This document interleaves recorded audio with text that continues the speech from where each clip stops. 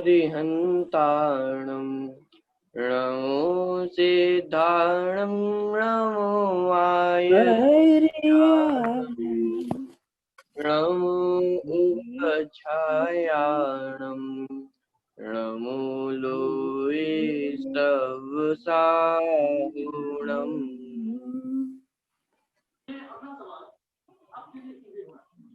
तीन लोग विषय पे हमारी चर्चा चल रही थी, जिसके अंतर्गत अभी तक हम ये देख चुके हैं कि लोक किसे कहते हैं।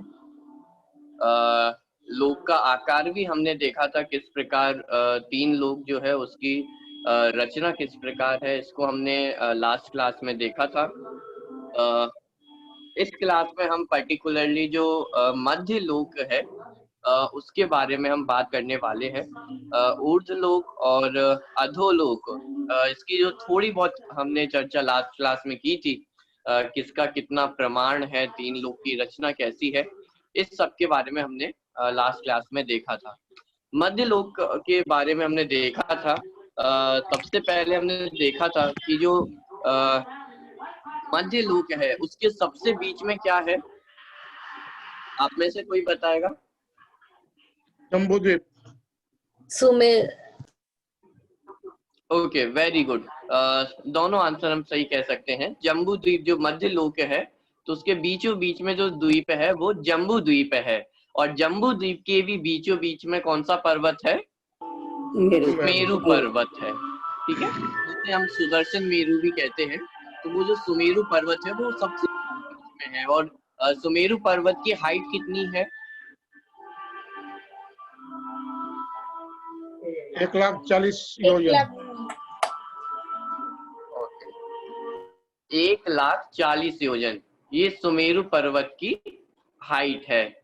इसका मतलब मध्य लोक भी कितना ऊंचा हुआ? मध्य लोक की हाइट कितनी है?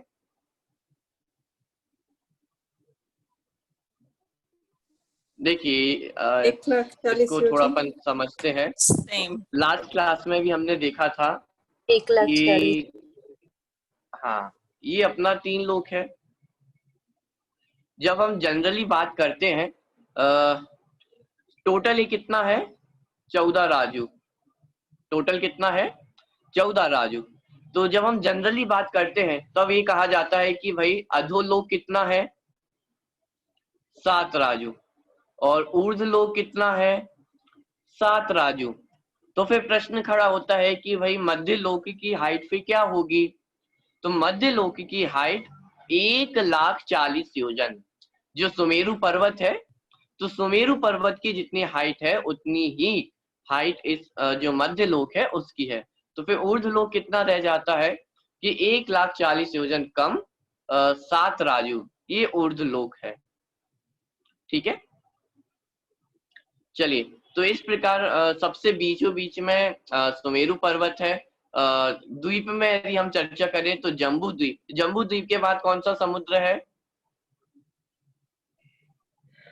लवण समुद्र। लवण समुद्र है। लवण समुद्र के बाद कौन सा द्वीप है? धातकी द्वीप। धातकी खंड द्वीप। ठीक है, धातकी खंड द्वीप के बाद कौन सा समुद्र है? कालोदधी समुद्र। और उसके बाद कौन सा द्वीप है? पुष्करवर द्वीप। और पुष्करवर द्वीप के बाद कौन सा समुद्र है? पुष्करवर समुद्र। अब इसके आगे जितने भी द्वीप समुद्र हैं, उनके नाम एक जैसे ही हैं। जो द्वीप का नाम होगा वही समुद्र का भी नाम है। चलिए, इसमें हमने एक बात और देखी थी कि मनुष्य जो क्षेत्र है वो कितना है। मनुष्य कहाँ तक गमनागमन कर सकते हैं, कहाँ तक जा सकते हैं मनुष्य? 2.5 द्वीप। 2.5 द्वीप मतलब 2.5। तो ये 2.5 द्वीप कैसे? जम्बू द्वीप एक, ठीक है, धातकी खंड द्वीप एक, ठीक है, तो ये 2 द्वीप हो गए। तीसरा द्वीप है पुष्करवर द्वीप। अब पुष्करवर द्वीप के बीचों बीच में कौन सा पर्वत है? मानुषोत्तर पर्वत। कौन सा पर्वत है? मानुषोत्तर पर्वत। तो पुष्करवर द्वीप को वो बिल्कुल हाफ में डिवाइड कर देता है। तो वो जो मानुष्योत्तर पर्वत है वहीं तक जो मनुष्य है वो जा सकते हैं। जो लास्ट लिमिट है वो मानुष्योत्तर पर्वत तक है। तो इस प्रकार जम्बू द्वीप एक, धातकी खंड द्वीप एक और पुष्करवत द्वीप का हाफ, आधा। तो इस प्रकार जो टोटल द्वीप हो जाते हैं वो कितने हो जाते हैं? 2.5, जिसे ढाई हिंदी में कहा जाता है। तो इस प्रकार जो मनुष्य क्षेत्र है, मनुष्य लोग जिसे हम कह सकते हैं, तो 2.5 द्वीप, ठीक है। तो इसलिए उसे 2.5 द्वीप कहा जाता है। चलिए, इसके अलावा हमने ये भी देखा था कि जम्बू द्वीप का विस्तार कितना है। तो जम्बू द्वीप कितना बड़ा है? 1,00,000 योजन। 1,00,000 योजन बड़ा, ठीक है। जम्बू द्वीप 1,00,000 योजन बड़ा है। अब इसके अलावा जितने भी समुद्र द्वीप हैं वो दुगने दुगने होते चले जाएंगे। जैसे जम्बू द्वीप 1,00,000 योजन, अब उसके बाद कौन सा समुद्र है? लवण समुद्र। तो लवण समुद्र का प्रमाण कितना होगा? 2,00,000 योजन। 2,00,000 योजन। लवण समुद्र के बाद फिर से द्वीप आया, धातकी खंड द्वीप, तो उसका मेजरमेंट कितना होगा? 4,00,000 योजन। 4,00,000 योजन। तो ऐसे एक एक द्वीप समुद्र आगे बढ़ते हुए दुगने दुगने विस्तार वाले वो बढ़ते चले जाते हैं। जम्बू द्वीप का आकार कैसा है? थाली के आकार की। थाली की तरह। थाली के आकार का। और बाकी के द्वीप समुद्र? चूड़ी के आकार। चूड़ी की तरह। चूड़ी के आकार के, ठीक है। चलिए, तो इतनी चर्चा हम लास्ट क्लास में कर चुके थे। आज हम इससे आगे बढ़ेंगे। उससे पहले यदि आपको कोई क्वेश्चन हो लास्ट क्लास से रिलेटेड, जितना भी हम पढ़ चुके हैं, तो वो आप पूछ सकते हैं।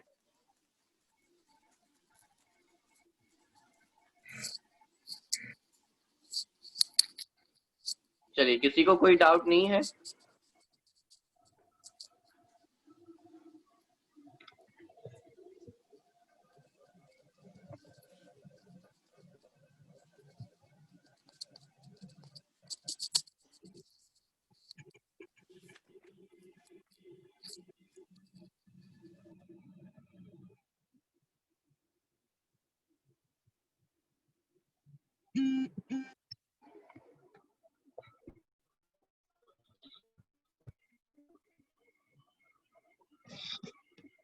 चलिए, एक बार दोबारा हम देख लेते हैं। इसको हम देख चुके थे, लोक को किसी ने बनाया नहीं है, अनादि निधन है। लोक की क्या डेफिनेशन है? 6 द्रव्यों के समूह को लोक कहते हैं। मध्य लोक में मुख्यतः यदि हम देखें तो कौन कौन से जीव हैं? मनुष्य गति के जीव और त्रियंच गति के। मध्य लोक के द्वीप समुद्र हम देख चुके हैं। मध्य लोक का अपर नाम क्या है? त्रियक लोक। त्रियक लोक क्यों कहा जाता है? क्योंकि ये तिरछा है, हॉरिजॉन्टली फैला हुआ है। बाकी के जो 2 लोक हैं, ऊर्ध्वलोक और अधोलोक, उनका यदि हम विस्तार देखते हैं तो वो वर्टिकली फैले हुए हैं, और जो मध्य लोक है वो हॉरिजॉन्टली फैला हुआ है, इसलिए उसे त्रियक लोक कहा जाता है। 1 राजू चौड़ा लंबा तथा 1,40,000 योजन ऊंचा है। जो द्वीप समुद्र है वो एक दूसरे को घेरे हुए हैं। चलिए, मनुष्य लोक 2.5 द्वीप तक है। 3 भागों में जो 3 लोक है वो बटा हुआ है। मध्य में सुमेरु पर्वत है। चलिए, आगे बढ़ते हैं। अब हम जम्बू द्वीप में थोड़ा और जूम इन कर रहे हैं, जम्बू द्वीप के अंदर, और देखते हैं जम्बू द्वीप में और क्या क्या है। तो सबसे पहले हम यहाँ पर देख रहे हैं कि जम्बू द्वीप में पूर्व से पश्चिम दिशा तक 6 पर्वत जम्बू द्वीप में है, जो उसको 7 क्षेत्रों में डिवाइड करते हैं। देखिए, वो 6 पर्वत कौन कौन से हैं? हिमवन, महाहिमवन, निषद, नील, रुक्मी, शिखरिणी, ठीक है। तो ये 6 पर्वत जम्बू द्वीप के विभक्त करते हैं जम्बू द्वीप को। हिमवन, महाहिमवन, निषद, नील, रुक्मी, शिखरिणी। नाम भी यदि आप साथ में याद कर सकें तो बहुत अच्छा है।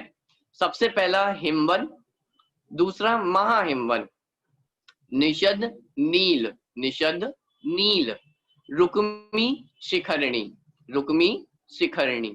इस प्रकार 6 पर्वत हैं जो जम्बू द्वीप को 7 पार्ट्स में डिवाइड करते हैं। देखिए इसको हम थोड़ा समझते हैं।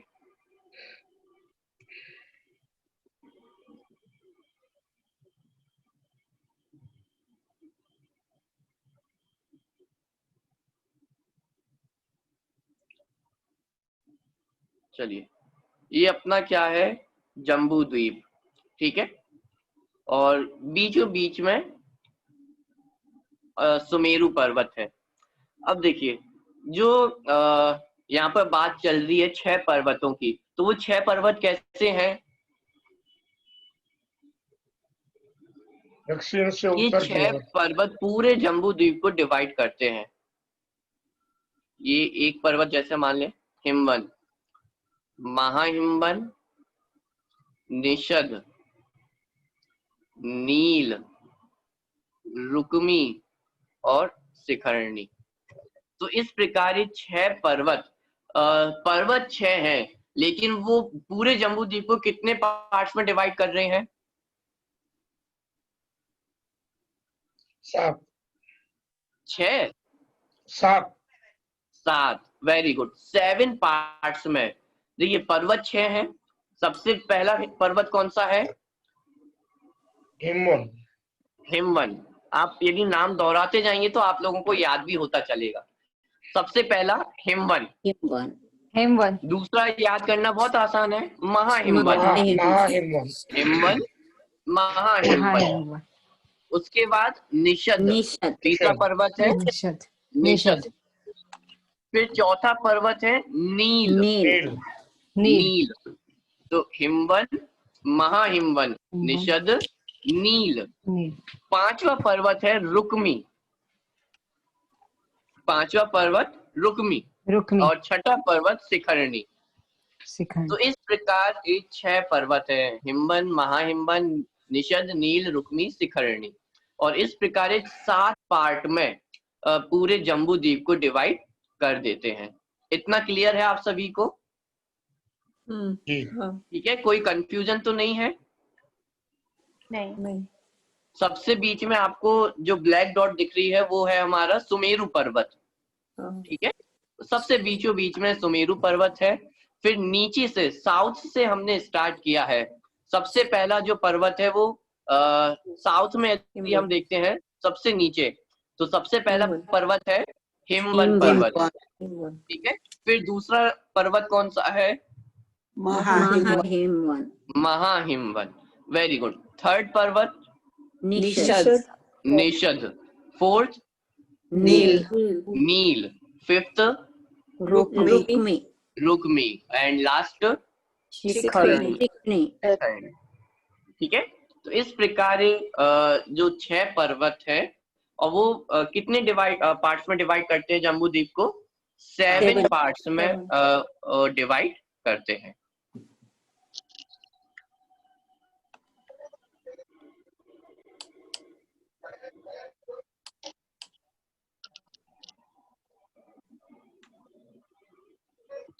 चलिए, तो इस प्रकार 6 पर्वतों के नाम हमने देखे हैं, हिमवन, महाहिमवन, निषद, नील, रुक्मी और शिखरणी।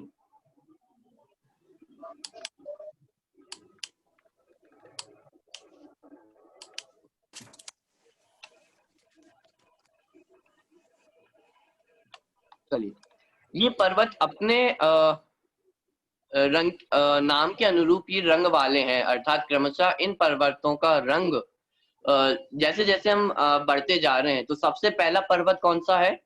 हिमवन पर्वत। तो उसका कलर कैसा है? सोने के कलर जैसा है। उसके बाद जो सेकंड पर्वत है महाहिमवन, उसका कलर कैसा है? चांदी के कलर जैसा। फिर थर्ड पर्वत कौन सा है? निषद। तो निषद पर्वत का कलर तपाए हुए सोने के समान है। बैडूर, फिर इसके बाद जो अगला पर्वत है नील, तो बैडूर मणि के समान उसका कलर है। जो बैडूर मणि होती है वो नीले कलर की, ब्लू कलर की होती है। तो जो नील पर्वत है वो भी नीले कलर का, ब्लू कलर का वो पर्वत होता है। उसके बाद दोबारा जब हम निषद, नील, रुक्मी, तो रुक्मी फिर से चांदी के कलर की है। और अंतिम जो पर्वत है शिखरणी, वो सोने के समान है। ठीक है, तो आप देख सकते हैं समानता आप देख सकते हैं। जैसे साउथ का जो सबसे पहला पर्वत है और नॉर्थ का जो सबसे पहला पर्वत है, उन दोनों के कलर कैसे हैं? सोना सोने सोना जैसा। सोने के समान, मतलब एक जैसे हैं। उसके बाद हम देखते हैं साउथ में जो सेकंड पर्वत है और नॉर्थ में जो सेकंड पर्वत है, उनका कलर भी कैसा है? चांदी जैसा। एक जैसा है, मतलब चांदी के कलर के जैसा है। अब बाकी के जो दो पर्वत बचे हुए हैं, तो साउथ में जो पर्वत है निषद, उसका कलर कैसा है? तपाए हुए सोने के समान। और नील पर्वत, इसको तो आप नाम से ही याद कर सकते हैं, नील अर्थात नीला, ब्लू कलर का, बैडूर मणि के समान नीले कलर का वो पर्वत होता है। तो नाम याद, कलर याद करना बहुत आसान है। ठीक है, यदि हम बस 3 पर्वतों के ही कलर याद कर लें तो बाकी पर्वतों के कलर अपने आप याद हो जाएंगे। सबसे नीचे से हम स्टार्ट करें तो सोने के कलर जैसा, चांदी के कलर जैसा, फिर तपाए हुए सोने के जैसा, फिर बैडूर मणि अर्थात नीले कलर का पर्वत, और फिर से चांदी जैसा और सोने जैसा। तो इस प्रकार 6 पर्वत और 6 पर्वतों के रंग हैं।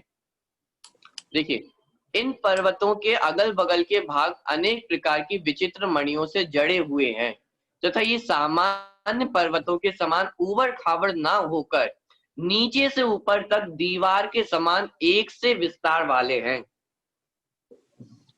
अब एक कल्पना से इमेजिन कैसे करें हम कि जब भी हम पर्वतों की चर्चा करते हैं तो हमें कैसे याद आते हैं पर्वत, कि ऊपर जाते हैं, नीचे आते हैं, ऊबड़ खाबड़ है। लेकिन यहाँ पे वो पर्वत कैसे बताए जा रहे हैं कि जैसे दीवार बिल्कुल सीधे स्ट्रेट खड़ी होती है, ऐसे ही ये पर्वत एक जैसे समान विस्तार में, ऐसा नहीं है कि कहीं ऊबड़ खाबड़ हो रहा हो, कहीं कुछ हट रहा हो, बिल्कुल सीधे जैसे दीवार खड़ी हो, तो इस प्रकार के वो पर्वत होते हैं। ठीक है, तो ये जो 6 के 6 पर्वत है वो बिल्कुल उनमें अंतर नहीं होता है, जैसे कोई ऊबड़ खाबड़ हो, बिल्कुल स्ट्रेट जैसे वॉल खड़ी हो, दीवार खड़ी हो, उसके जैसे ये पर्वत होते हैं। और उन पर्वतों में बहुत सारे जो रत्न हैं वो उसमें जड़े हुए होते हैं, अलग अलग प्रकार की मणियां हैं, रत्न हैं, ये सभी उन पर्वतों में जड़े हुए होते हैं।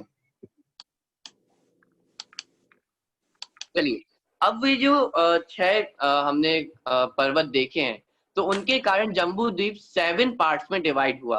अब वो 7 पार्ट्स कौन कौन से हैं उनको हम देखते हैं।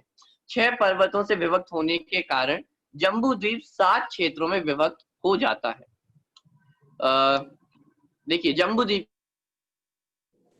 हैं सबसे, अभी जो भरत क्षेत्र है, मतलब हम साउथ से स्टार्ट कर रहे हैं। साउथ में पर्वत कौन सा था? हिमवन। हाँ, हिमवन पर्वत। तो हिमवन पर्वत जितने एरिया को कवर कर रहा है वो कौन सा पार्ट कहलाता है? भरत क्षेत्र। ठीक है, तो सबसे नीचे, सबसे साउथ में जो क्षेत्र है, एरिया है, उसे कहते हैं भरत क्षेत्र। Second part हेमवत। सेकंड पार्ट कौन सा है?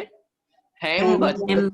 तो हिमवन और महाहिमवन के बीच का जो पार्ट है वो हेमवत कहलाता है, हेमवत क्षेत्र वो कहलाता है। उसके बाद फिर हम ऊपर चलें तो हरि, अब ये जो एरिया है महाहिमवन और निषद, इसके बीच का जो एरिया है वो हरि क्षेत्र है। उसके बाद विदेह क्षेत्र। ठीक है, फिर उसके बाद रम्यक, हिरण्यवत और ऐरावत। इस प्रकार ये लाइन से जो पार्ट्स है वो डिवाइड होते चले गए हैं। तो सबसे वायव्य नॉर्थ में यदि हम देखते हैं तो सबसे ऊपर के पार्ट में होगा ऐरावत क्षेत्र, और सबसे साउथ में यदि हम देखते हैं जहां हम रहते हैं वो कौन सा पार्ट है? भरत क्षेत्र।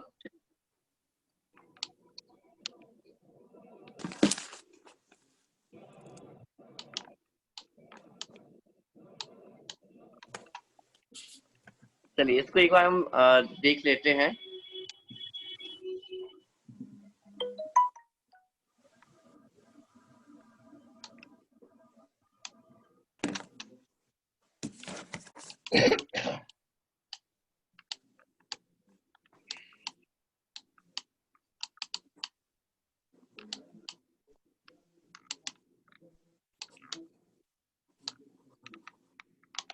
देखिए सबसे पहला जो पर्वत है वो कौन सा है? हिमवन हिमवंत पर्वत। ठीक है, तो हिमवंत पर्वत के जितने पार्ट को ये कवर कर रहा है ये क्या कहलाता है? भरत क्षेत्र भरत क्षेत्र। ठीक है, और ये वही भरत क्षेत्र है जहां हम सभी रहते हैं। तो आप देख सकते हैं पूरा जो जम्बू द्वीप है, उस जम्बू द्वीप के बिल्कुल साउथ में एक छोटे से कोने में, अभी हम और इसमें चर्चा करेंगे, भरत क्षेत्र को भी हम डिवाइड करेंगे और फिर उसमें भी हम देखेंगे कि उसके भी हम कितने से पार्ट में रहते हैं। ठीक है, तो सबसे पहला जो ये पार्ट है वो कौन सा है? भरत क्षेत्र। उसके बाद जो सेकंड पर्वत है, सेकंड पर्वत का नाम महाहिमवन महाहिमवन।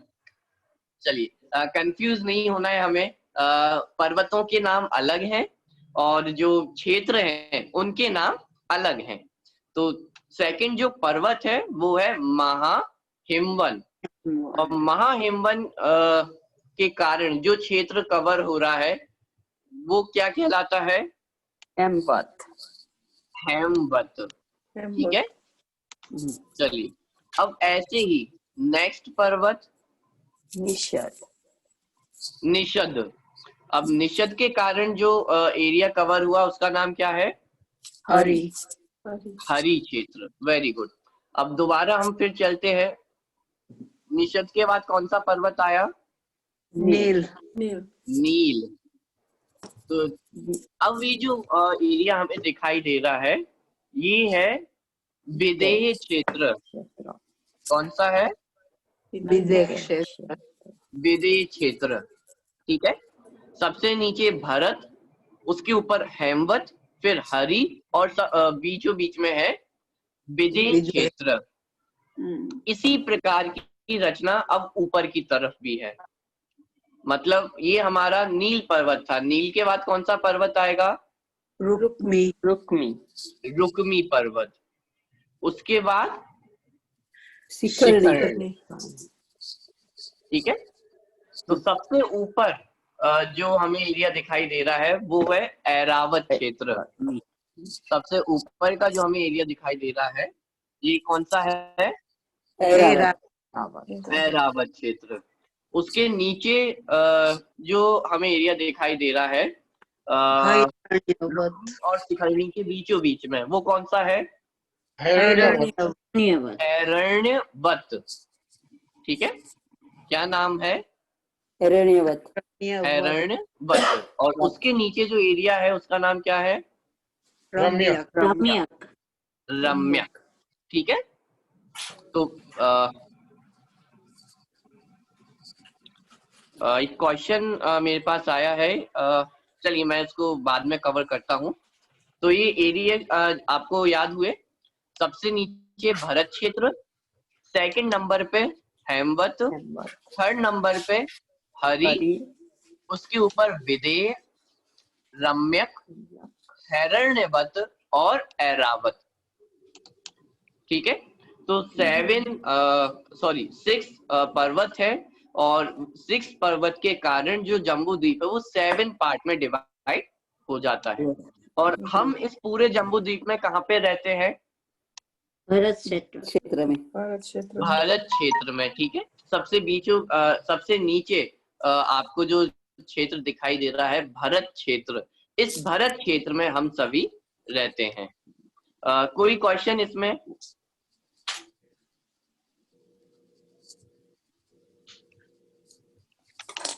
चलिए, किसी को कोई क्वेश्चन नहीं है?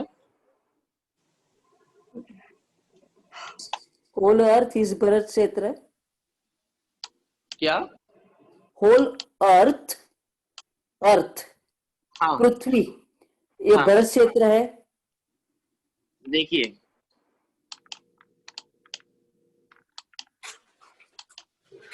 पृथ्वी जिसे हम अर्थ कहते हैं, यदि हम साइंस के हिसाब से देखें तो उनके हिसाब से तो पृथ्वी बहुत छोटी है। लेकिन यदि हम जैन भूगोल के हिसाब से देखें, जैन ज्योग्राफी के हिसाब से यदि हम देखते हैं, तो अकेले जम्बू द्वीप ही नहीं, जितने असंख्यात द्वीप समुद्र हैं वो सब भी पृथ्वी ही तो है। वो भी सब भी मध्य लोक का ही हिस्सा है, उसके बाहर वो नहीं है। तो जम्बू द्वीप, मान लीजिए पूरा जो ये एरिया है, मान लीजिए पूरा हमारा मध्य लोक है, तो मध्य लोक के बिल्कुल बीचों बीच में ये डॉट बराबर इतना सा जम्बू द्वीप है। और यदि हम मान भी लें, जो साइंस की जो दुनिया है वो हम यदि मान लें, तो सिर्फ इतने से जगह को वो पूरी पृथ्वी मान के बैठे हुए हैं। और पूरा जम्बू द्वीप भी कहाँ, भरत क्षेत्र को भी हम पूरी तरह से नहीं जानते हैं। तो बहुत बहुत छोटा पार्ट जिसको हम दुनिया समझते हैं। लेकिन यदि वास्तव में देखा जाए, यदि हम कहना चाहें कि हाँ ये पृथ्वी है, तो वास्तव में देखा जाए तो पूरा जो मध्य लोक है वो पृथ्वी ही है। ठीक है, तो जम्बू द्वीप तो इसका बहुत छोटा सा एक पार्ट है। ठीक है, चलिए क्वेश्चन आया था, भरत क्षेत्र को छोड़कर बाकी सब जगह त्रियंच गति के जीव रहते हैं। भरत जो त्रियंच गति के जीव है, यदि हम एक इंद्री को भी उसमें शामिल करते हैं, निगोदिया जीव को भी यदि हम शामिल करते हैं, तो वो तीनों लोक में ठसाठस भरे हुए हैं।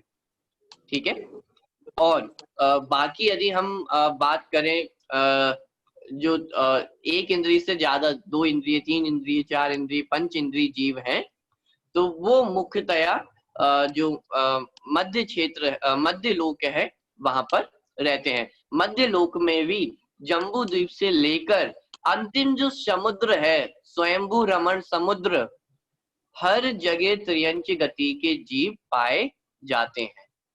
ठीक है, लेकिन मनुष्य सिर्फ 2.5 द्वीप, जो पुष्करार्ध पर्वत है, पुष्करार्ध द्वीप है या मानुषोत्तर पर्वत है, वहां तक ही मनुष्य पाए जाते हैं। तो उसके बाहर मनुष्य नहीं होते हैं। लेकिन जो त्रियंच गति के जीव हैं वो पूरे मध्य लोक में पाए जाते हैं। ठीक है, तो भरत क्षेत्र को छोड़कर बाकी सब जगह त्रियंच गति के जीव रहते हैं। तो शायद आपका कहना ये है कि भरत क्षेत्र में नहीं रहते हैं। भरत क्षेत्र में भी पशु जो त्रियंच गति के जीव है वो रहते हैं। ठीक है, मुझे क्वेश्चन है यहाँ पे। इसका मतलब ये है कि साइंस के हिसाब से जो जम्बू द्वीप है वही हमें पता है, पर जो बाकी के द्वीप है, 2.5 द्वीप जो बोलते हैं, वो हमें पता नहीं है कि वहाँ कौन से मनुष्य रहते हैं, राइट? जी, जम्बू द्वीप भी यदि हम साइंस के हिसाब से देखें तो जम्बू द्वीप को भी उन्होंने पूरा कवर नहीं किया है।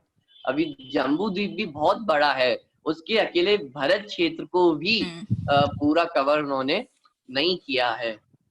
अच्छा, तो बहुत बहुत विस्तार है, आप हम कल्पना भी नहीं कर सकते हैं। जो मध्य लोक है वो एक राजू चौड़ा है, और एक राजू का विस्तार हमारी कल्पना से भी बाहर वो क्षेत्र है।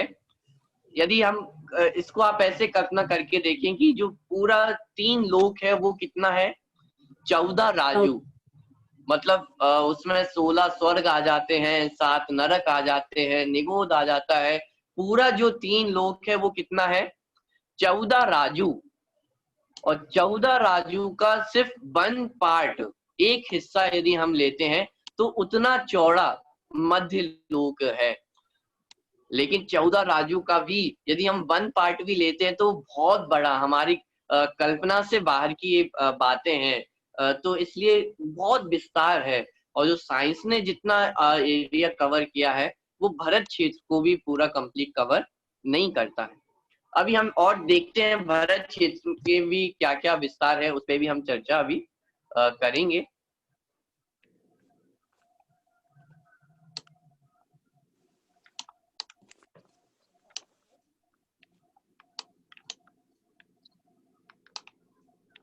चलिए, तो ये जो 7 पार्ट्स हैं, जो 7 क्षेत्र हैं, वो आपको क्लियर हुए?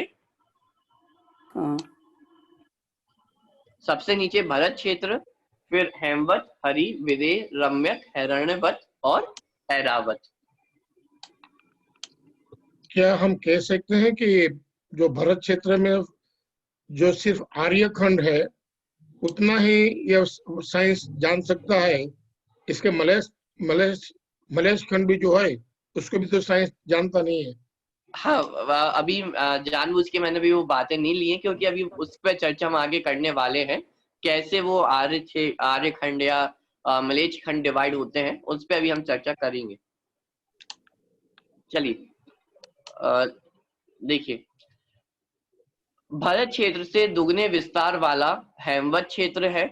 हेमवत क्षेत्र से दुगने विस्तार वाला हरि क्षेत्र तथा हरि क्षेत्र से दुगने विस्तार वाला विदेह क्षेत्र है। जो हमने 7 पार्ट डिवाइड किए थे, सबसे नीचे कौन सा पार्ट था? भरत क्षेत्र। भरत क्षेत्र से दुगने विस्तार वाला कौन सा क्षेत्र है? हेमवत। हेमवत। मतलब भरत क्षेत्र से डबल हेमवत क्षेत्र है। फिर हेमवत क्षेत्र से भी डबल कौन सा क्षेत्र है? हरि क्षेत्र। और हरि क्षेत्र से भी डबल कौन सा क्षेत्र है? विदेह क्षेत्र। विदेह क्षेत्र। ठीक है, चलिए आगे देखते हैं। विदेह क्षेत्र से आधे विस्तार वाला रम्यक क्षेत्र है। फिर रम्यक क्षेत्र से आधे विस्तार वाला हिरण्यवत क्षेत्र है। और हिरण्यवत क्षेत्र से आधे विस्तार वाला ऐरावत क्षेत्र है। यहाँ पर मिसप्रिंट हुआ है, हेमवत लिखा हुआ है, उसको हम हिरण्यवत कर लें। हिरण्यवत क्षेत्र से आधे विस्तार वाला ऐरावत क्षेत्र है। अच्छा, तो सबसे बड़ा क्षेत्र कौन सा हुआ? सबसे बड़ा पार्ट कौन सा हुआ? जो हमने पार्ट्स देखे हैं, 7 क्षेत्र हमने देखे हैं, इन 7 क्षेत्रों में से सबसे बड़ा पार्ट कौन सा है? विदेह क्षेत्र। ठीक है, विदेह क्षेत्र जो बीचों बीच में है। तो विदेह क्षेत्र सबसे बड़ा विस्तार वाला है। और देखिए, इसमें और क्या खासियत है कि जैसे हमने सबसे पहले लिया भरत क्षेत्र, तो भरत क्षेत्र और ऐरावत क्षेत्र, इन दोनों का जो एरिया है वो बराबर है। ठीक है। हाँ। फिर उसके ऊपर जो था हेमवत, साउथ में यदि हम देखें तो हेमवत, और नॉर्थ में यदि हम देखें तो हिरण्यवत, इन दोनों का एरिया बराबर है। हाँ। इसके बाद यदि हम साउथ में देखें तो हरि क्षेत्र, और नॉर्थ में देखें तो रम्यक क्षेत्र, इन दोनों का एरिया बराबर है। ठीक है, चलिए, सुमेरु पर्वत से जम्बू द्वीप के उत्तर भाग की संपूर्ण रचना दक्षिण भाग के समान ही विस्तार वाली है। बहुत सिंप्लीफाई यहाँ पे कर दिया कि इसका मतलब ये है कि नॉर्थ की जैसी रचना है वैसी ही साउथ की है, साउथ की जैसी रचना है वैसी ही नॉर्थ की है।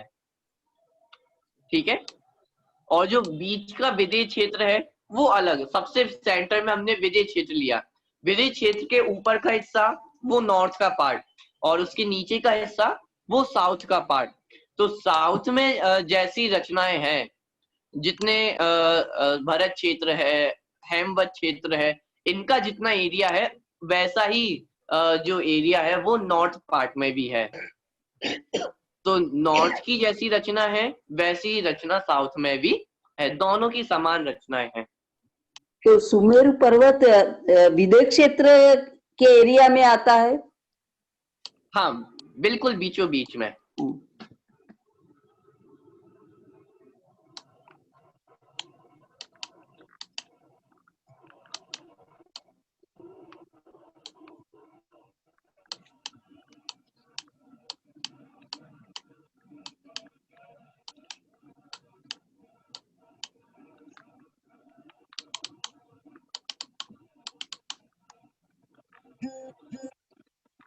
देखिए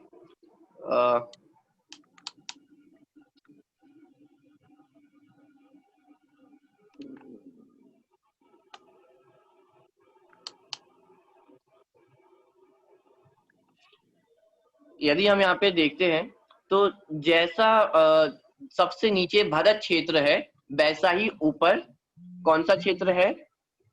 ऐरावत। ऐरावत क्षेत्र। तो जितना एरिया भरत क्षेत्र का है उतना ही ऐरावत क्षेत्र का है। भरत क्षेत्र का एरिया ऐरावत क्षेत्र के जो एरिया है उन दोनों का एकदम बराबर है। इसके बाद जब हम ऊपर चलते हैं तो कौन सा एरिया है? हेमवत। हेमवत, हेमवत। और ऊपर यदि हम देखते हैं तो कौन सा एरिया है? हरियाणावत, हिरण्यावत। हिरण्यवत। हिरण्यवत। तो इन दोनों का एरिया बिल्कुल बराबर है। जितना प्रमाण हेमवत क्षेत्र का है उतना ही हिरण्यवत का है। तो और क्या प्रमाण है कि जो भरत क्षेत्र है उससे दुगने विस्तार वाला है, मतलब भरत क्षेत्र से डबल हेमवत क्षेत्र है। चलिए, हेमवत क्षेत्र के ऊपर कौन सा क्षेत्र है? हरि। हरि, हरि क्षेत्र। हरि क्षेत्र और रम्य क्षेत्र ये दोनों इक्वल है। ठीक है, तो जितना एरिया हरि क्षेत्र का है उतना ही एरिया रम्य क्षेत्र का भी है। ठीक है, तो यदि आप इस डायग्राम में देखेंगे तो जैसी नॉर्थ की रचना है वैसी ही साउथ की रचना आपको दिखाई देगी। जो जो मेजरमेंट्स साउथ में है वही मेजरमेंट्स हमें ऊपर भी दिखाई देंगे। ठीक है, पर्वतों में भी हमने देखा था कि सबसे नीचे जो साउथ में सबसे पहला जो पर्वत है हिमवन पर्वत, तो उसका कलर और साउथ का जो सबसे नॉर्थ का जो सबसे पहला पर्वत है उसका कलर एक जैसा है, सोने के कलर जैसा। तो पर्वतों के कलर भी हम देख सकते हैं समान है। बाकी जो उनके क्षेत्र है वो भी कैसे है? बिल्कुल इक्वल है। और बाकी जो आपको बीच में जो एरिया हमें दिखाई दे रहा है वो कौन सा है? विदेह क्षेत्र। विदेह क्षेत्र। तो आप देख सकते हैं सबसे ज्यादा एरिया कौन से क्षेत्र का है? विदेह। विदेह क्षेत्र का सबसे बड़ा जो एरिया है वो विदेह क्षेत्र है। और बाकी के जो एरिया हम देख रहे हैं तो वो आधे आधे यदि हम करते जाएं, विदेह क्षेत्र का आधा करेंगे तो रम्य क्षेत्र, रम्य क्षेत्र का आधा करेंगे तो वो कौन सा क्षेत्र होगा? हिरण्यवत। और हिरण्यवत का आधा करेंगे तो ऐरावत। ऐसे ही हम यहाँ पे भी जा सकते हैं, साउथ में भी हम देखें विदेह क्षेत्र का आधा किया तो कौन सा क्षेत्र होगा? हरि। हरि क्षेत्र। हरि क्षेत्र का आधा किया तो हेमवत। हेमवत। और हेमवत क्षेत्र का आधा भरत।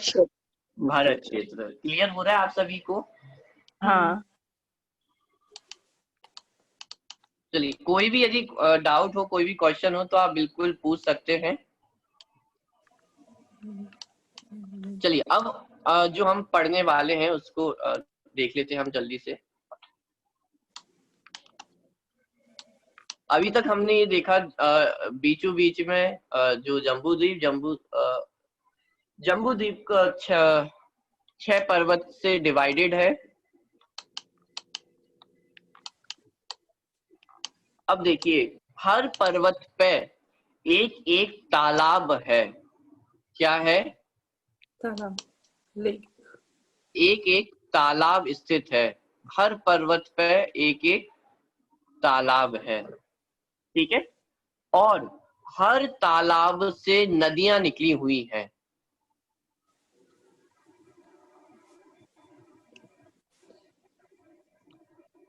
ब्लू कलर में आप देख सकते हैं, जैसे बीचों बीच में हर एक पर्वत पे तालाब है और उस हर तालाब में से नदियां निकली हुई हैं। आप सबको दिखाई दे रहा होगा। हाँ।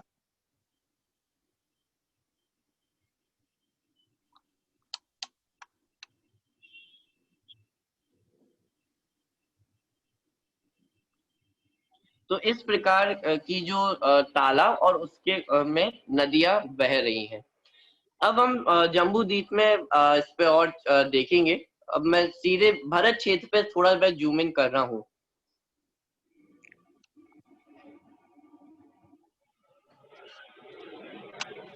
देखिए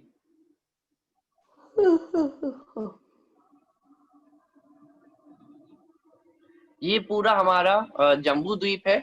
अब मान लीजिए हम जम्बू द्वीप के भरत क्षेत्र को देख रहे हैं, तो मान लीजिए ये कौन सा पर्वत है? हिमवंत पर्वत। सबसे पहला जो पर्वत है हिमवंत पर्वत, और इस हिमवंत पर्वत पे तालाब स्थित है।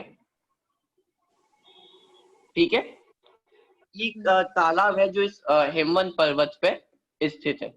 अब एक जो इसमें जम्बू भरत क्षेत्र में उसके बीचों बीच में एक और पर्वत है, उसका नाम है विजयार्ध पर्वत।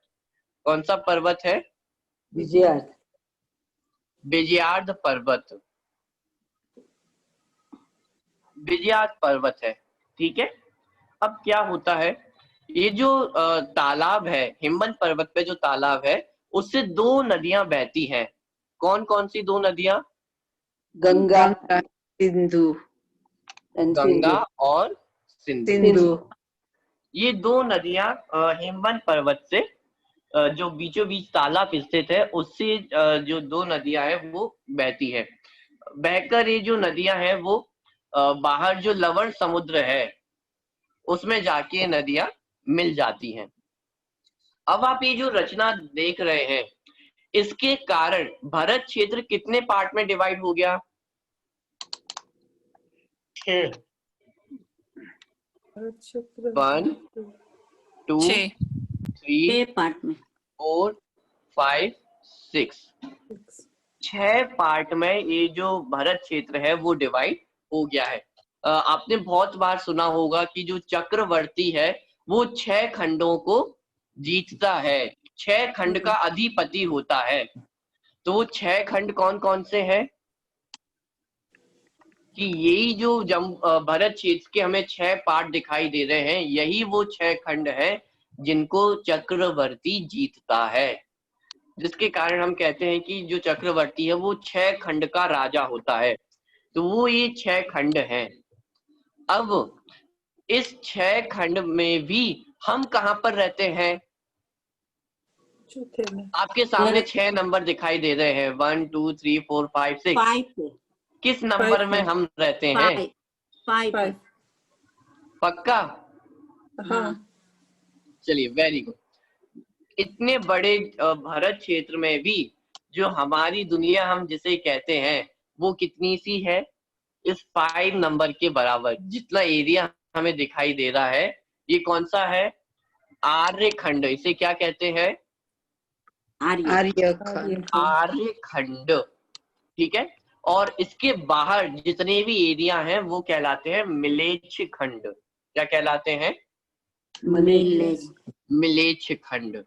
तो ये जो आर्यखंड है यहाँ पर ही हम सभी रहते हैं। तो इसलिए कहा जाता है कि जम्बू द्वीप के भरत क्षेत्र के आर्यखंड में, ठीक है, जब भी कभी आपने कभी विधान होते हैं, पूजनें होती हैं, तो उसमें कहा जाता है कि जम्बू द्वीप के भरत क्षेत्र के आर्यखंड में, इस नगर में, इस देश में, इस देश के इस नगर में वो पूरा वर्णन किया जाता है। तो यहाँ पर आप देख सकते हैं कि हमने जम्बू द्वीप देखा, फिर जम्बू द्वीप के बीचों सबसे नीचे हमने क्या देखा? भरत क्षेत्र। फिर भरत क्षेत्र के भी 6 पार्ट हुए। उस 6 पार्ट में भी जो एक छोटा सा पार्ट है आर्यखंड, वहां पर हम सभी रहते हैं। ये रचना आपको समझ में आ रहा है पूरा? ये जो है वो दो नदियां हैं, गंगा और सिंधु। तालाब में जो हिमवंत पर्वत पे स्थित तालाब है उससे ये दोनों नदियां बहती हैं। बीच में ये जो पर्वत आपको दिखाई दे रहा है ये है विजयार्ध पर्वत। इस विजयार्ध पर्वत और इन दो नदियों के कारण भरत क्षेत्र 6 पार्ट में डिवाइड हो जाता है। चलिए कोई क्वेश्चन हो तो आप पूछ सकते हैं। वो आप तो अब अच्छा समझा रहे हैं काफी, बट बहुत कंफ्यूजिंग लगता है ये टॉपिक, क्योंकि शायद विजुअलाइज ही नहीं कर पाते हैं। जी मेरे पास भी अभी कोई डायग्राम वैसा नहीं है कि मैं आपको दिखा सकूं। नहीं ऐसे नहीं, मतलब आप तो बहुत अच्छे से बता रहे हैं, बट जनरली ये बहुत टफ है ये सब विजुअलाइज करना और याद रखना कि इसके बाद क्या कैसा। इसलिए आप यदि थोड़ा चार्ट अपना प्रिपेयर कर सकते हैं, जैसे हमने पर्वतों के नाम लिए हैं या क्षेत्रों के नाम हमने लिए हैं, तो उनको आप अलग से कागज पे लिख के रख लें, नोट डाउन कर लें। तो जब भी मैं उन पर्वत का नाम लेता हूँ या क्षेत्र का नाम लेता हूँ, तो आपको एक बार में वो समझ में आ जाएगा कि भाई यहाँ पे कौन से पर्वत की बात चल रही है, यहाँ पे कौन से क्षेत्र की बात यहाँ पे चल रही है। ये क्या होता है, हिमवत को हिमालय समझ लेते हैं और सिंधु गंगा को, और वो अरबी समुद्र में जाती है और वो ऐसे जाती है जी, ऐसे, इसके आगे नहीं जा सकते। समझने में भी हमें दिक्कत क्यों होती है, क्योंकि अभी तक जो हमारा दुनिया को लेकर परसेप्शन बना हुआ है, या अभी तक जो हमने क्लासेस स्कूल में पढ़ा है कि भाई ऐसी ऐसी ज्योग्राफी है, ऐसा अर्थ होता है, इतने माउंटेन्स हैं, ये हैं, अब उनसे बिल्कुल हटके जो फिर से हमें ऐसा लगता है कि नर्सरी से हमें दोबारा स्टार्ट करना पड़ रहा है पूरी दुनिया को समझने के लिए। तो पहले तो जो पुराना हमारा नॉलेज था वो बार बार बीच में आता है कि नहीं यहाँ तो हिमालय पर्वत होना चाहिए, गंगा सिंधु नदी है, ऐसे समुद्र हैं। तो पहले तो उस नॉलेज को हमें हटाना पड़ता है और फिर ही हमें दोबारा नए तरीके से समझना पड़ता है। तो थोड़ा मुश्किल होता है, लेकिन जैसे जैसे हम इसको प्रैक्टिस करते चलेंगे, समझते चलेंगे, तो बहुत आसान है, ऐसा कोई मुश्किल नहीं है। नदी है, पर्वत है, इनकी रचना ही तो है। मध्य लोक का शेप कैसा है, उसमें क्या क्या है, इनको हम समझ रहे हैं। तो यदि थोड़ा से हम इंटरेस्ट से इसको समझेंगे तो उसमें बहुत मजा आएगा। कितने नदी हैं, कितने पर्वत हैं, किस पर्वत के कारण कौन सा क्षेत्र बन जाता है, कितने पार्ट्स में डिवाइड हो रहा है। तो ये बहुत यदि हम थोड़ा सा इंटरेस्ट लेंगे तो बहुत अच्छे से हम समझ सकते हैं। थोड़ा सा विजुअलाइज हमें करना पड़ेगा। अविनाश इनफ लिदूत ने। अच्छा, विजुअलाइज का जीवन जन ऐसे कैसे तिर्यंश के मनुष्य कैसे होगा? क्या विदेश क्षेत्र में? विदेश क्षेत्र में हाँ, तो सेम यहाँ जैसे है, जैसे मनुष्य गति, जैसे हम सभी मनुष्य हैं वैसे ही वहां पे होते हैं। विदेश क्षेत्र में चौथा काल होता है क्या हमेशा, ऐसा होता है? हाँ, विदेश क्षेत्र की एक खासियत रहती है कि वहां पे काल परिवर्तन नहीं होता है। काल परिवर्तन मतलब वहां पे चौथे काल जैसा जो वातावरण है वैसा ही बना रहता है। बाकी जो क्षेत्र है वहां पे काल परिवर्तन चलता है, काल चक्र का पहला काल, दूसरा काल, तीसरा काल, तो ये परिवर्तन वहां पे चलते हैं। विदेश क्षेत्र ऐसा क्षेत्र है जहाँ पे काल परिवर्तन नहीं होता है। और वो जो बोलते हैं हम अकृत्रिम चैत्यालय बोलते हैं, मतलब अकृत्रिम मतलब बनाया नहीं है किसी ने जी, वो विदेश क्षेत्र में ही होंगे। हाँ, उनकी एक अलग ही टॉपिक है कि कहाँ कहाँ पे कैसे अकृत्रिम चैत्यालय होते हैं। पूरे 2.5 द्वीप में उसका अलग वर्णन है पूरा कि कितने टोटल अकृत्रिम चैत्यालय हैं। तो उस पर अभी मैं नहीं जा रहे हैं। अभी सिर्फ जो बेसिक मध्य लोक की जानकारी हम यहाँ पे देख रहे हैं, उसमें भी जो जम्बू द्वीप है, तो अभी हमें सिर्फ इतना आपको समझना है कि एक जम्बू द्वीप है बीचों बीच में, और ये पूरी अर्थ नहीं है, ये पूरी पृथ्वी नहीं है। पृथ्वी बहुत बड़ी है, इससे बहुत बड़ी है, ठीक है। ये जो काल परिवर्तन, ये जो काल परिवर्तन का जो आपने बताया कि चौथे काल का जो विदेश क्षेत्र में यहाँ के चौथे काल के बराबर वहां पे रहता है हमेशा, लेकिन फिर हिमवत और जो रुक्मी है उसमें भी काल का परिवर्तन होता है कि नहीं? काल परिवर्तन होता है या नहीं होता है इसको थोड़ा देखना पड़ेगा मुझे, लेकिन चौथे काल जैसा काल वहां पे नहीं होता, या तो काल परिवर्तन वहां पे भी होता है, या फिर हो सकता है कि चौथे काल के अलावा कोई दूसरे काल जैसा वहां पे बना रहता हो। ये थोड़ा सा मैं आपको देख के नेक्स्ट क्लास में आपको उस पर चर्चा कर सकते हैं। ओके। एक क्वेश्चन था, हमारी पूजा में वो आता है नंदीश्वर द्वीप, तो वो 8वां होगा ना? हाँ, 8वें नंबर का जो द्वीप है वो नंदीश्वर द्वीप है। हाँ, तो वहां तो देवलोक ही जा सकते हैं ना? जी, नंदीश्वर द्वीप की चर्चा भी हम जो नेक्स्ट चैप्टर हम पढ़ेंगे उसमें नंदीश्वर द्वीप के बारे में भी हम थोड़ी चर्चा करेंगे। ओके, ठीक है, जैसे जम्बू द्वीप है, धातकी खंड द्वीप है, तो ऐसे ही करते करते जो 8वें नंबर का द्वीप आता है वो है नंदीश्वर द्वीप, जहाँ पे अष्टानी का पर्व के समय हम बहुत इसकी चर्चा करते हैं। नंदीश्वर द्वीप की क्लासेस भी बहुत सारी आपने अटेंड भी की होंगी। नंदीश्वर द्वीप की कैसी रचना है उसको हम नेक्स्ट चैप्टर में उसको पढ़ेंगे, इसलिए अभी मैं उसको भी यहाँ पे नहीं ले रहा हूँ। 8वें नंबर का द्वीप है नंदीश्वर द्वीप, और अष्टानी का जो पर्व होते हैं तो वहां पे उस समय जो देवगण होते हैं वो उस पर्वत द्वीप पे जाके जो अकृत्रिम चैत्यालय हैं उनकी पूजन वंदना करते हैं। नेक्स्ट चैप्टर ही है हमारा अष्टानी का पर्व का, तो इसलिए उसमें हम उस पूरी चर्चा को वहां पे लेंगे। ओके। और ये विद्या पर्वत है, वो भी दूसरे पर्वत की तरह है कि अप एंड डाउन जैसा है? नहीं, विद्यात पर्वत की रचना थोड़ी अलग है। बाकी के जो 6 पर्वत है वो एक जैसे दीवार के जैसे एकदम स्ट्रेट है, बाकी विद्यात पर्वत की रचना अलग है। ओके।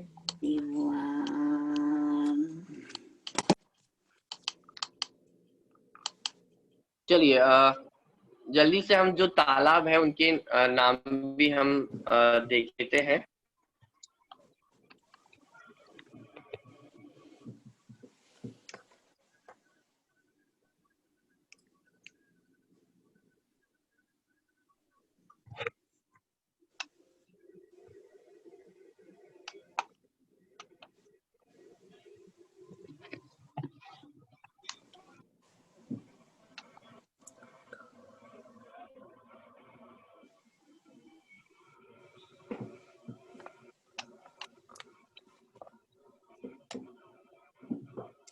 देखिए, प्रत्येक पर्वत पर एक एक तालाब स्थित है। हिमवंत पर्वत अर्थात जो सबसे नीचे जो पर्वत है जिसके कारण भरत क्षेत्र बना हुआ है, तो आप इमेजिन कीजिए सबसे बीचों बीच में जम्बू द्वीप के सबसे नीचे हम आ जाए तो वहां पे जो हिमवंत पर्वत है उस पे जो तालाब है उसका नाम है पद्म तालाब। क्या नाम है? पद्म तालाब। ठीक है, अब एक एक स्टेप हमें ऊपर जाना है। हिमवंत पर्वत के बाद सेकंड नंबर का जो पर्वत है महाहिमवंत पर्वत, उस पे कौन सा तालाब है? महापद्म तालाब। ठीक है, ऐसे ही तीसरे नंबर का जो पर्वत है निषद पर्वत, उस पे तिगिंच तालाब। कौन सा तालाब है? तिगिंच तालाब। फिर नील पर्वत पे कौन सा तालाब है? केसरी तालाब। फिर रुक्मी पर्वत महापुंडरीक तालाब, और शिखरणी पर्वत पे पुंडरीक तालाब। देखिए, क्षेत्रों के समान तालाबों का भी विस्तार तिगिंच सरोवर तक दुगना है। इसका मतलब क्या हुआ? पद्म तालाब से डबल कौन सा तालाब है? महापद्म। और महापद्म से डबल कौन सा तालाब है? तिगिंच तालाब। ठीक है, तथा तिगिंच व केसरी सरोवर का विस्तार समान है। तो तिगिंच तालाब और केसरी तालाब, इन दोनों का जो एरिया है वो कैसा है? इक्वल है, समान है। ठीक है, अब केसरी से आगे तालाबों का विस्तार आधा होता जाता है कि केसरी तालाब से आधा महापुंडरीक और महापुंडरीक से आधा पुंडरीक। ठीक है, क्लियर हो रहा है आप लोगों को? तो पद्म तालाब मतलब सबसे साउथ का जो तालाब है, हिमबन पर्वत है, उसके सबसे नीचे जो हिमबन पर्वत पे तालाब है वो है पद्म तालाब। फिर पद्म तालाब से डबल महापद्म, महापद्म से डबल तिगिंच, और केसरी और तिगिंच इन दोनों का एरिया इक्वल है। फिर उसके बाद महापुंडरीक, वो आधा, केसरी से आधा, फिर महापुंडरीक से आधा पुंडरीक। ये तालाबों का वर्णन यहाँ पे हमने अभी देखा।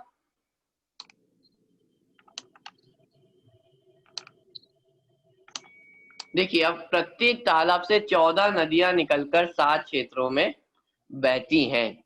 6 तालाब है और 14 नदी है, ऐसा कैसे हो गया? दो चलिए, नदियां, हाँ, उसको भी हम यहाँ पे समझेंगे। 2 नदियां ऐसी हैं जिनसे 2 तालाब ऐसे हैं जिनसे 3 नदियां बहती हैं।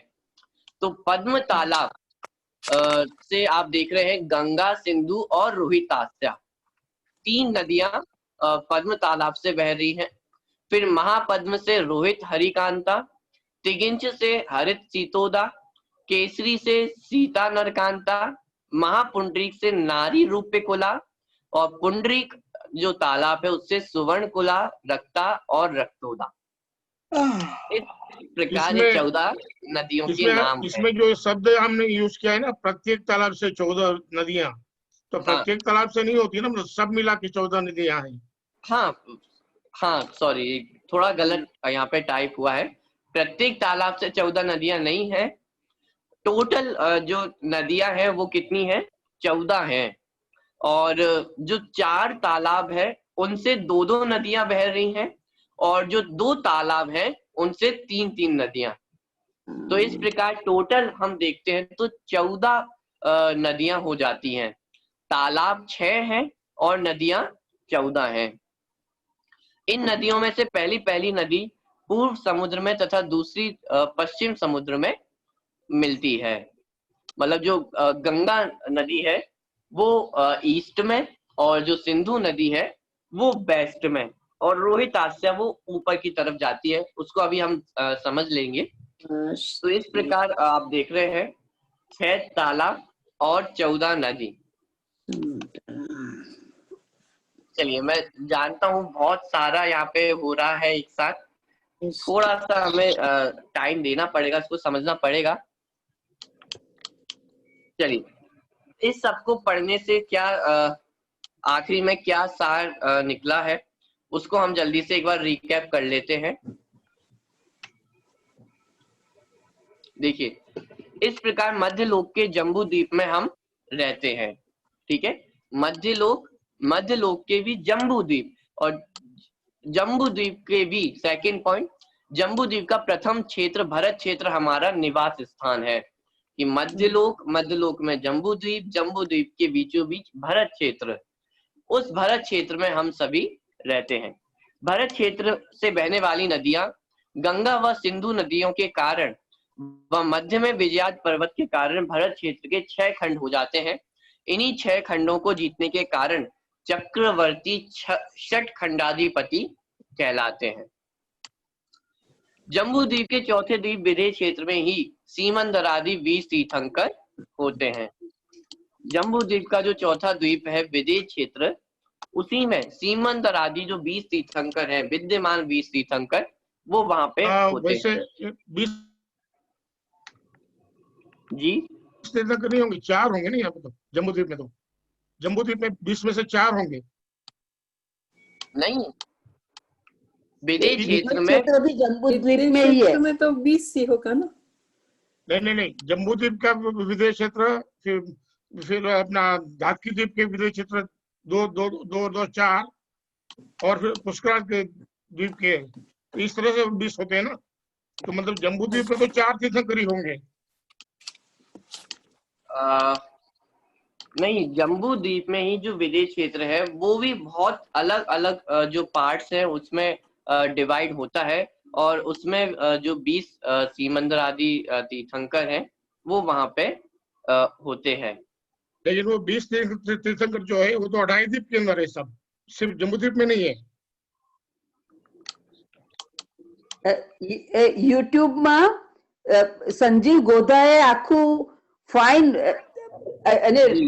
રચના કરી છે અમેરિકામાં, એને લેક્ચર આપ્યું, એ હા. તમે જોઈ લેજો. આપણે ચલીએ, લંડનમાં પણ આપ્યું હતું, લંડનની પણ યુટ્યુબમાં જી, અવેલેબલ છે એ नहीं લીધું नहीं હતું नहीं એમણે. नहीं नहीं। चलिए 5 भारत, 5 विदेश क्षेत्र। 5th पॉइंट हम देखते हैं। जैसे भारत क्षेत्र की व्यवस्था है, विस्तार, कर्म भूमि, मनुष्यों की आयु, अवगाहना, काल विभाग इत्यादि, ठीक इसी प्रकार की व्यवस्था अंतिम ऐरावत क्षेत्र की भी है। मतलब जैसा भरत क्षेत्र का काल परिवर्तन होता है या मनुष्यों की आयु होती है, हाइट होती है, तो वो सभी जो ऐरावत क्षेत्र में है ठीक वैसी व्यवस्था वहां पे होती है। जैसे यहाँ पे अभी 5वां काल चल रहा है, तो उसी प्रकार ऐरावत क्षेत्र में भी अभी जो पंचम काल है, 5वां काल है, वो चल रहा है। जैसे अभी मनुष्यों की आयु यहाँ पे यदि हम एवरेज तौर पे देखें तो यदि 100 वर्ष हम मान लें, तो वैसे ही ऐरावत क्षेत्र की में भी जो मनुष्यों की जनरल आयु है, एवरेज आयु है, वो 100 वर्ष हम मान लें। कर्म भूमि है, तो जैसे भरत क्षेत्र में अभी कर्म भूमि है, वैसे ही विदेह क्षेत्र में ऐरावत क्षेत्र में भी अभी कर्म भूमि है। विस्तार दोनों के जो मेजरमेंट्स हैं वो दोनों बराबर हैं। तो मतलब जितना भरत भरत क्षेत्र में की व्यवस्था है, वैसे ही ऐरावत क्षेत्र की भी व्यवस्था होती है। इसी प्रकार हेमवत क्षेत्र के समान हैरणवत और हरि क्षेत्र के समान रम्य क्षेत्र की व्यवस्थाएं भी बिल्कुल एक जैसी ही होती हैं।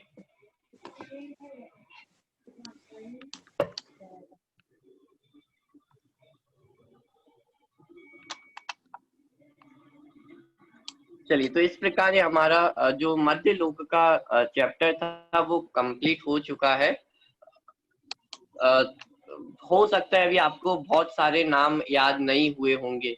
बहुत सारी 14 नदी है, 6 पर्वत है, 7 क्षेत्र है, तो नाम याद करने में थोड़ा टाइम लग सकता है, लेकिन जो रचना है उसको यदि हम अच्छे से समझ लेंगे तो बाकी जो नाम है वो भी हमें याद होते चले जाएंगे। बिल्कुल जो बेसिक हमारी मध्य लोक की रचना है उसको आपको याद रखना है। मध्य लोक के बीचों बीच में जम्बू द्वीप है। जम्बू द्वीप को 6 पर्वतों से डिवाइडेड है। ठीक है, इतना नॉर्मल बस बेसिक हमें याद रखना है। 6 पर्वत से डिवाइडेड है।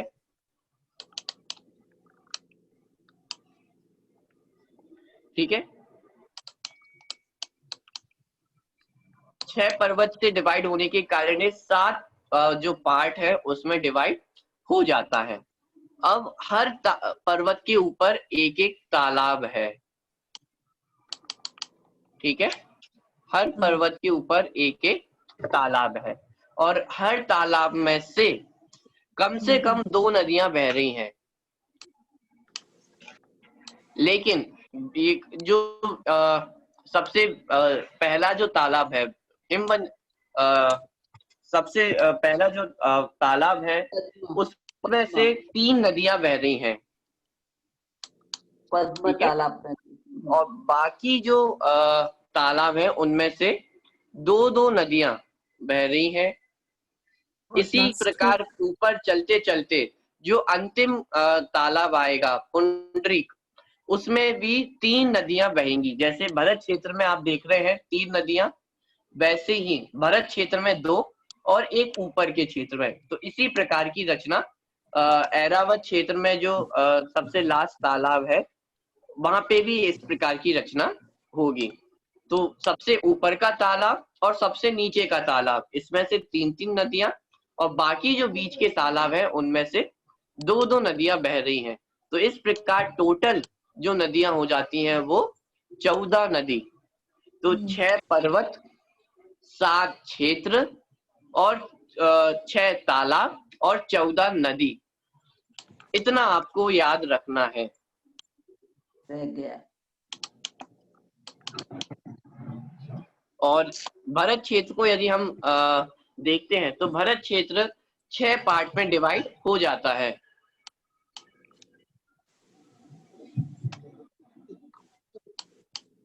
और भी आप इसको देख सकते हैं। बाकी जो 3 लोग की क्लासेस हैं, आदरणीय संजीव जी भाई साहब की हैं, और भी यूट्यूब पे आपको क्लासेस मिल सकती हैं, तो उसमें आप उसको देख सकते हैं। आपके पास हो सकता है 3 जो मध्य लोक है उसका चार्ट आपको यदि उपलब्ध होता है तो उसमें भी आप इस बात को देख सकते हैं, समझ सकते हैं। आप मैच करने की कोशिश करें कि जैसे हमने 6 पर्वत लिखे हुए हैं, तो आप उस मैप में ढूंढें कि वो 6 पर्वत कहाँ पर हैं, तालाब है, क्षेत्र है, तो उनको आप उस मैप में ढूंढने की कोशिश करेंगे, चित्र में ढूंढने की कोशिश करेंगे, तो वो आपको धीरे धीरे वो पूरा जो मैप है वो आपको याद होता चला जाएगा। ठीक है, तो इतना हमें याद रखना है। जम्बू द्वीप 7 पार्ट्स पे डिवाइड है, 6 पर्वत है, और उस जम्बू द्वीप के सबसे साउथ में सबसे नीचे हम रहते हैं, जो भरत क्षेत्र है, और भरत क्षेत्र का भी आर्यखंड है, उसमें हम सभी रहते हैं। चलिए, तो इस प्रकार जो हमारा मध्य लोक का चैप्टर था वो कंप्लीट हो चुका है। यदि आपको कोई डाउट हो, कोई क्वेश्चन हो, तो आप पूछ लें जो अभी हमने पढ़ा है।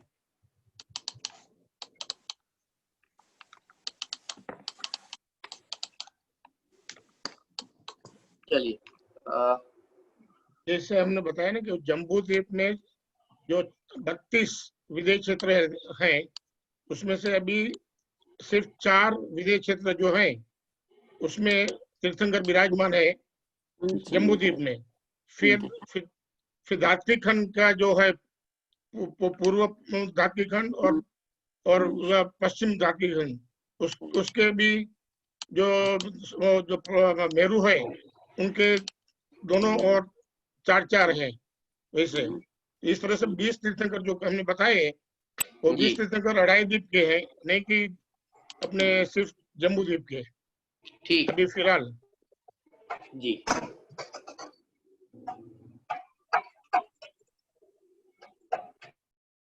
भैया, हर एक चैप्टर के एंड में वो आता ना कि ये जानने से ये फायदा होता है, तो जैन ज्योग्राफी जानने से क्या फायदा होता है?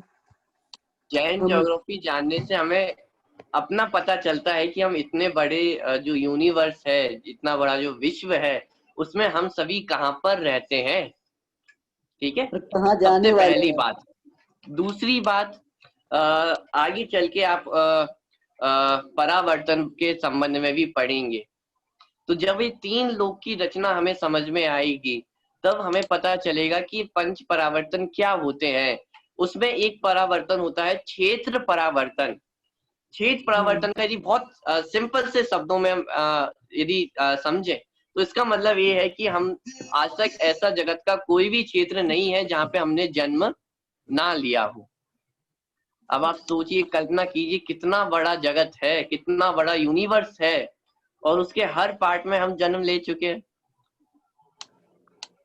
तो इसको बात को समझ के ये सारी बातें हमें समझ में आएंगी कि भाई जीव कहाँ कहाँ कैसे कैसे जन्म लेते हैं, हम कहाँ कहाँ पाए जाते हैं, हमारा जन्म कहाँ कहाँ हुआ है, और इससे आप अनुमान लगा सकते हैं कि कितना टाइम, जिसे हम कहते हैं अनादि काल। अब आप सोच के देखिए, अनादि काल मतलब कितना लंबा टाइम है जिसकी कोई आदि नहीं है। बोलने में हमें उसका अनुमान नहीं लगता है कि अनादि मतलब क्या, कि जिसकी स्टार्टिंग नहीं हुई है। लेकिन भैया वो अनादि काल कितना लंबा बीत गया है और हम इस संसार में रुल रहे हैं।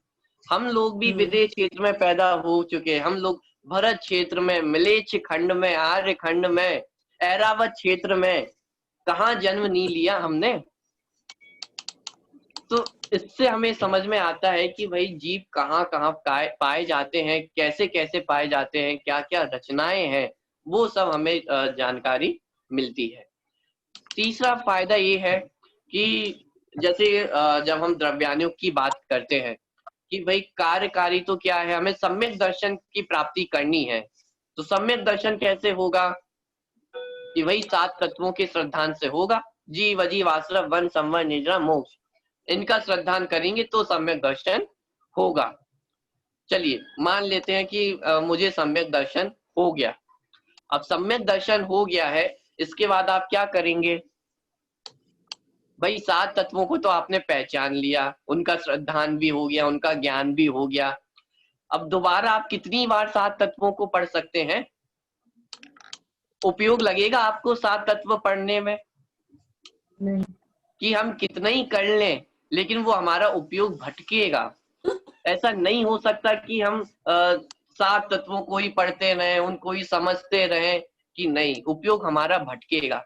और उपयोग यदि यहाँ वहां भटकेगा तो फिर कहाँ पे जाएगा? टीवी में जाएगा, घूमने जाएगा, मूवीज देखने जाएगा, कितने सारे साधन है आज। तो ये कर्णानुयोग वहां पे हमें हेल्पफुल होता है कि भाई हमारा उपयोग यहाँ वहां ना भटके। हमारा उपयोग यदि इन बातों को समझने में लगेगा, एक आपने खास बात देखी होगी, जितना उपयोग हमें ये कर्णानुयोग के ग्रंथ समझने में लगाना पड़ता है, उतना उपयोग आपको 7 तत्वों के नाम याद करने में नहीं लगाना पड़ेगा। जितना कंसंट्रेशन से आपको ये 3 लोक की बातें समझनी पड़ेंगी, कर्मों की चर्चा आपको समझनी पड़ेगी, तो यहाँ पे हमारा जो कंसंट्रेशन है वो विशेष यहाँ पे लगता है। तो इसलिए जो उपयोग है वो हमारा इधर उधर नहीं भटकेगा। तो इसलिए ये जो कर्णानुयोग के शास्त्र है वो हमें हेल्पफुल होते हैं। कि क्वेश्चन हो सकता है कि भाई इससे हमें सम्यक दर्शन कैसे होगा, ये हमारे सम्यक दर्शन में कैसे फायदा है, क्या फायदा है कर्णानुयोग के ग्रंथ पढ़ के? कि इसके माध्यम से हमारी जो उपयोग है, जो हमारा कंसंट्रेशन है, वो एक जगह एकाग्र रहता है। यहाँ वह और जो फालतू की चीजें हैं उनमें हमारा उपयोग नहीं भटकता है। ठीक है। और इसके अलावा जो हमें संसार की विचित्रता का ज्ञान होता है, अनादि कितना है, अनंत काल, इतने बड़े बड़े एरिया है, तो उससे भी हमें जीवों को वैराग्य की प्राप्ति होती है कि भाई अनादि काल से हम इस संसार में रुल रहे हैं, अनंत काल तक हमें और नहीं रुलना है। तो इस प्रकार से भी जीवों को वैराग्य की प्राप्ति होती है। इतने सारे क्षेत्र, इतने सारे जन्म हम ले चुके हैं, तो ये सब जान के भी जीवों को वैराग्य की प्राप्ति होती है। तो इसलिए भी जो कर्णानुयोग के शास्त्र हैं वो हमें हेल्पफुल होते हैं। हम ये भी तो कह सकते हैं ना कि इसमें इतनी सूक्ष्मता आती है कि हमारे ज्ञान में सूक्ष्मता को पकड़ने की योग्यता प्रकट होती है। वही बात मैंने कही कि यहाँ पे आपको कंसंट्रेशन बहुत ज्यादा चाहिए होगा। हाँ।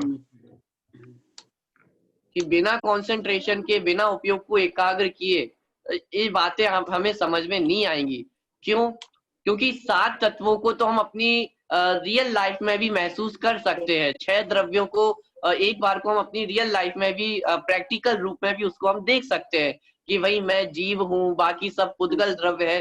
तो इसको ये हमारी आंखों से भी दिखाई दे जाता है पुद्गल द्रव्य। लेकिन सुमेरु पर्वत,